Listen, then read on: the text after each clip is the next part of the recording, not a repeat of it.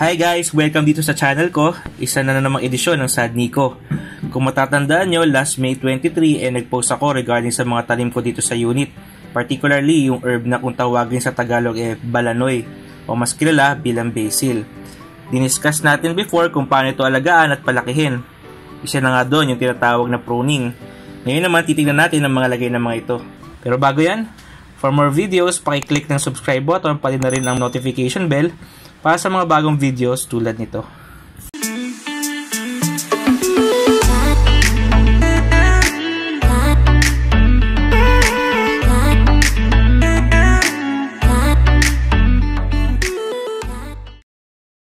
Personally, itong pagtatanim na ito para din itong stocks.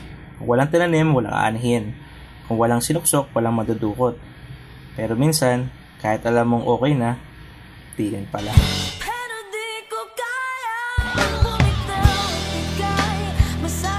Anyway guys, namatayan ako ng isang mother plant. Di ko sure kung ano nangyari. Di ko sure kung natuyuan siya or may sakit o kaya mali yung cuttings ko before o kaya overwater. If ever alam nyo guys, please comment down below. Kung mapapansin nyo, yung mga pinagputulan natin last time, di na masyadong halata. Nagkaroon na rin ito ng mga bagong suwi. Napansin ko medyo maliliit ang mga dahon nito kumpara doon sa unang harvest ko. Yung unang harvest ko, hindi ko lang ito na-vlog. Naisip ko na ilipat yung mga ibang halaman para may space lang din sila para lumaki. Isa din reason siguro ito kaya namatay yung isa. Anyways, kung may nawala sa inyo, syempre, meron naman papalit.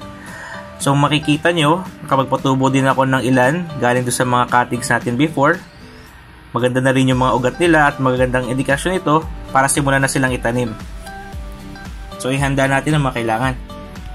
Una, lupa, compost, etc. Pangalawa, kailangan nyo ng paso o paglalagyan ng halaman.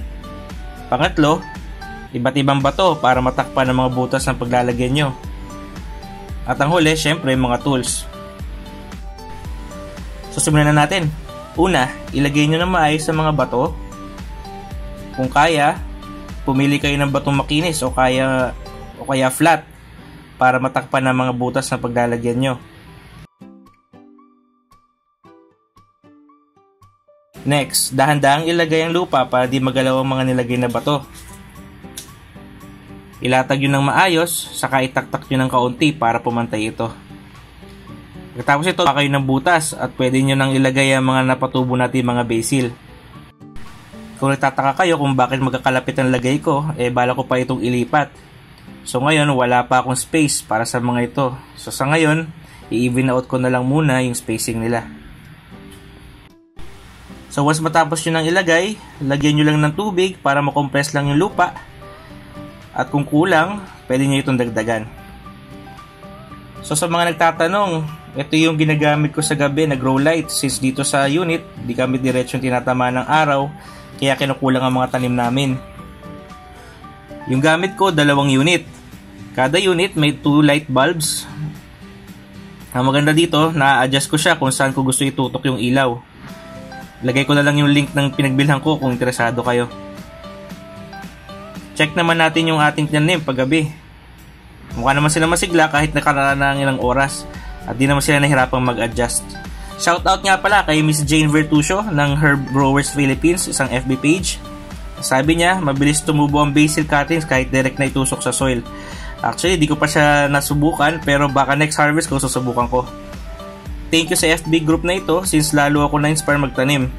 Ilagay ko na rin yung link sa description below.